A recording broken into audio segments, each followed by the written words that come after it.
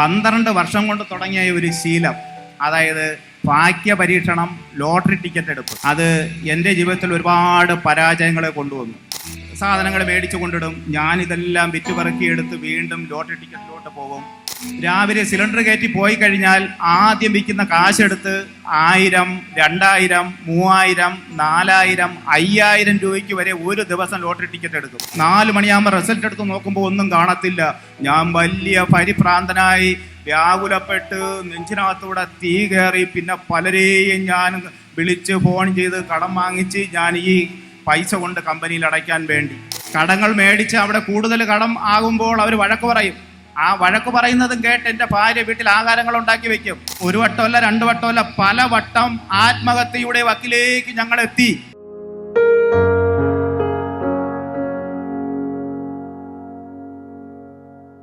ഇനി നമ്മളോട് തൻ്റെ സാക്ഷ്യം പറയുന്നത് ശെൽവൻ ബ്രദറാണ്. ശ്രീകാര്യം മലത്ര എന്ന് പറയുന്ന സ്ഥലത്താണ് ശെൽവൻ ബ്രദർ താമസിക്കുന്നത്.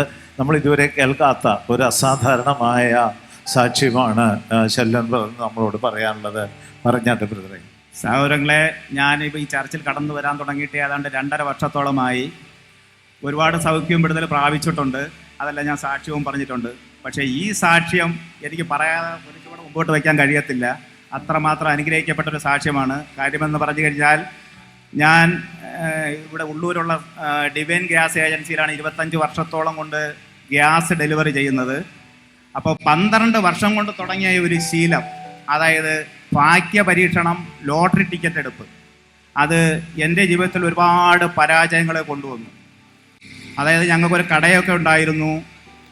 ആ കടയൊക്കെ ഈ ലോട്ടറി ടിക്കറ്റ് എടുപ്പ് മൂലം ഇടയ്ക്ക് അടച്ചു പൂട്ടേണ്ട സാഹചര്യം വരും. വീണ്ടും വീട്ടുകാരെ കടങ്ങൾ മേടിച്ച് വീണ്ടും സാധനങ്ങൾ മേടിച്ചു കൊണ്ടിടും. ഞാനിതെല്ലാം വിറ്റുപറക്കിയെടുത്ത് വീണ്ടും ലോട്ടറി ടിക്കറ്റിലോട്ട് പോകും. രാവിലെ സിലിണ്ടർ കയറ്റി പോയി കഴിഞ്ഞാൽ ആദ്യം വിൽക്കുന്ന കാശെടുത്ത് 1000, 2000, 3000, 4000, 5000 രൂപയ്ക്ക് വരെ ഒരു ദിവസം ലോട്ടറി ടിക്കറ്റ് എടുക്കും. ഉച്ച കഴിയുമ്പോൾ ഈ കമ്പനിയിൽ കൊണ്ടടയ്ക്കാനായിട്ട് കാശ് കാണത്തില്ല. 4 മണിയാകുമ്പോൾ റിസൾട്ട് എടുത്ത് നോക്കുമ്പോൾ ഒന്നും കാണത്തില്ല. ഞാൻ വലിയ പരിഭ്രാന്തനായി വ്യാകുലപ്പെട്ട് നെഞ്ചിനകത്തൂടെ തീ കയറി. പിന്നെ പലരെയും ഞാൻ വിളിച്ച് ഫോൺ ചെയ്ത് കടം വാങ്ങിച്ച് ഞാൻ ഈ പൈസ കൊണ്ട് കമ്പനിയിൽ അടയ്ക്കാൻ വേണ്ടി ഒരുപാട് വീട്ടിൽ നേരെ ചൊവ്വേ ഞാൻ കാശ് കൊണ്ട് കൊടുക്കത്തില്ല. അടുത്ത കടയിൽ പോയി അവർ വീട്ടിൽ ആഹാരം ഉണ്ടാക്കാനായിട്ട് സാധനങ്ങൾ കടങ്ങൾ മേടിക്കും. കടങ്ങൾ മേടിച്ച് അവിടെ കൂടുതൽ കടം ആകുമ്പോൾ അവർ വഴക്ക് പറയും. ആ വഴക്ക് പറയുന്നതും കേട്ട് എൻ്റെ ഭാര്യ വീട്ടിൽ ആഹാരങ്ങൾ ഉണ്ടാക്കി വെക്കും. പല വട്ടം, 1 വട്ടമല്ല 2 വട്ടമല്ല, പല വട്ടം ആത്മഹത്യയുടെ വക്കിലേക്ക് ഞങ്ങൾ എത്തി. ആ ആത്മഹത്യയിൽ വക്കീലെത്തിയപ്പോഴും എൻ്റെ അരുമനാഥൻ ഞങ്ങളെ കുടുംബത്തോടെ കരുതി. ആ ദൈവത്തിന് ഒരു ഹാലേലൂയ പറയൂ, ഹാലേലൂയ. അതുപോലെ തന്നെ എൻ്റെ വാഹനം പിക്കപ്പ് വാൻ 2 വർഷത്തോളം ടെസ്റ്റ് മുടങ്ങി, ഇൻഷുറൻസ് മുടങ്ങി, ഞാൻ ഓടിക്കൊണ്ടേയിരുന്നു. എൻ്റെ ചിന്ത രാവിലെ ആകുമ്പം ഇതേപോലെ 1000, 2000, 4000, 5000 രൂപയ്ക്ക് ലോട്ടറി ടിക്കറ്റ് എടുപ്പാണ് എൻ്റെ ജോലി. പലരെയൊന്നും കടങ്ങൾ വാങ്ങി. ഇതെല്ലാം നമുക്ക് കിട്ടുന്നതിൽ നിന്നും സ്വരൂപിച്ച് വെച്ച് ഇതൊന്നും ചെയ്യാൻ കഴിയാഞ്ഞത് കൊണ്ടല്ല. എൻ്റെ ചിന്ത ഇതാണ്. ഈ 2 വർഷം നമ്മൾ വാഹനങ്ങൾ കൊണ്ട് നടക്കുന്ന പലർക്കും അറിയാം ഇൻഷുറൻസ് മുടങ്ങിയാൽ എന്ത് സംഭവിക്കുമെന്നു. ഈ 2 വർഷത്തോളം ഈ ടെസ്റ്റുകൾ മുടങ്ങി ഇൻഷുറൻസ് എടുക്കാതെ വാഹനം കൊണ്ടുപോയപ്പോൾ എൻ്റെ അരുമനാഥൻ അവിടെ പോലും ഒന്നും വരാതെ കാത്തു, ഒരു അപകടം വരാതെ കാത്തു, നമ്മളെ കുടുംബത്തെ കരുതി. ആ ദൈവത്തിന് ഹാലേലൂയ, നമുക്കൊരു ഹാലേലൂയ പറയാം കേട്ടാ.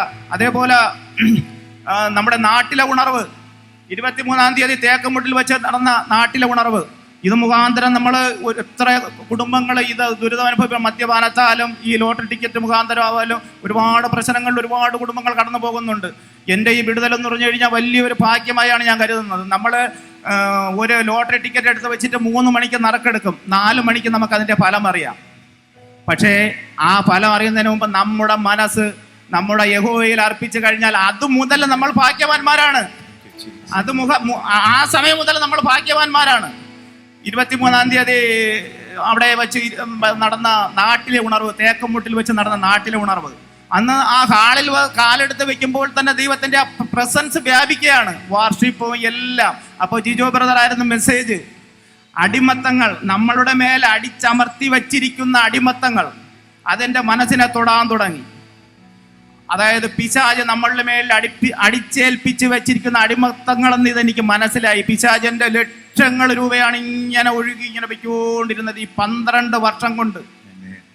അതിൽ നിന്ന് എന്നെ വിടുവിച്ച ദൈവത്തിന് നമുക്ക് ലക്ഷങ്ങൾ പെയ്യാനൊന്നും എനിക്ക് ഒരു സങ്കടവുമില്ല. പക്ഷെ എൻ്റെ അപ്പൻ എന്നെ വിടുവിച്ചതിൽ നിന്ന് എന്നെ പിടിച്ച് കരകയറ്റി. അവിടെ തേക്കമ്പോട് മീറ്റിങ്ങിൽ പങ്കെടുക്കുന്ന സമയത്ത് ജിജോ ബ്രദർ പ്രാർത്ഥിച്ചു, അടിമത്തങ്ങളിൽ നിന്ന് ജനങ്ങൾ വിടുവിക്കപ്പെടുന്നു എന്ന് പറഞ്ഞ് പ്രാർത്ഥിച്ചു. ആ സമയത്ത് അതിൽ നിന്ന് വിടുതലുണ്ടായി. ഇപ്പൊ ഏകദേശം 1 മാസമായി. ഈ 1 മാസമായിട്ട് ഇതുവരെ പിന്നീട് ലോട്ടറി ടിക്കറ്റ് എടുത്തിട്ടില്ല. എന്നിട്ട് 1-2 പേരൊക്കെ ഇതുപോലെ പറഞ്ഞു, 1-2 ഒക്കെ എടുക്കാം, അതിന് കുഴപ്പമില്ല. ഞാൻ പറഞ്ഞു 1-2 എടുക്കേണ്ട കാര്യമില്ല. എന്റെ അപ്പൻ പകുതിയായിട്ട് മുറിച്ച് സൗഖ്യങ്ങളും വിടുതലും കൊടുക്കത്തില്ല. അവൻ കൊടുത്താൽ പൂർണ്ണമായിട്ട് കൊടുത്തിരിക്കും. ഹല്ലേലൂയ. അതാണ് നമ്മുടെ അപ്പൻ. ഹല്ലേലൂയ. ആ അപ്പനെ നന്ദി അർപ്പിക്കാം. ഹല്ലേലൂയ. ദൈവവചനത്തിൽ ഇങ്ങനെ പറയുന്നുണ്ട്, പിശാചിന്റെ തന്ത്രങ്ങളെ നിങ്ങൾ അറിയാത്തവരല്ലല്ലോ. ഒരിക്കൽ ലോട്ടറിയിൽ നിന്നും ദൈവം മോചിപ്പിച്ചു. വീണ്ടും 1 എടുത്താൽ പിന്നെ നേരത്തെ 1000 മുതൽ 5000 വരെയാണ് ഒരു ദിവസം എടുത്തുകൊണ്ടിരുന്നത്.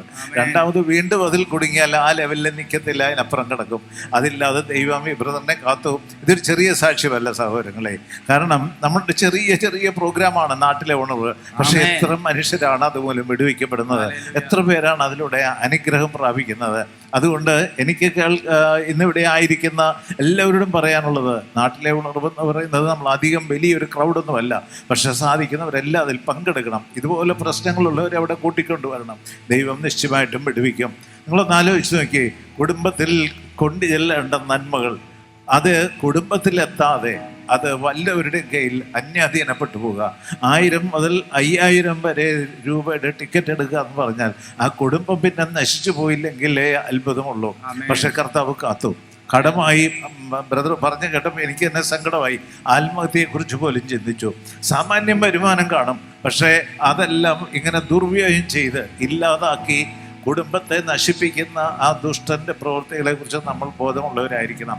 ചില അഡിക്ഷൻസ് കൊണ്ടുവരും. മദ്യപാനം, മയക്കുമരുന്ന്, ലോട്ടറി ടിക്കറ്റ്, മൊബൈൽ അഡിക്ഷൻ, ഇങ്ങനെ ഒരുപാട് അഡിക്ഷൻസ് ഉണ്ട്. ഇതിൽ നിന്നെല്ലാം നമ്മളെ വിടുവിക്കുന്നവനാണ് കർത്താവ്. ഞങ്ങളെ കേൾക്കുന്ന ആരെങ്കിലും ഇതുപോലുള്ള ഒരു അഡിക്ഷനിലാണെങ്കിൽ നമുക്ക് അവർക്ക് കൊടുക്കാൻ ഒരു മരുന്നുണ്ട്. ആ മരുന്നിൻ്റെ പേര് യേശു കർത്താവ് എന്നാണ്.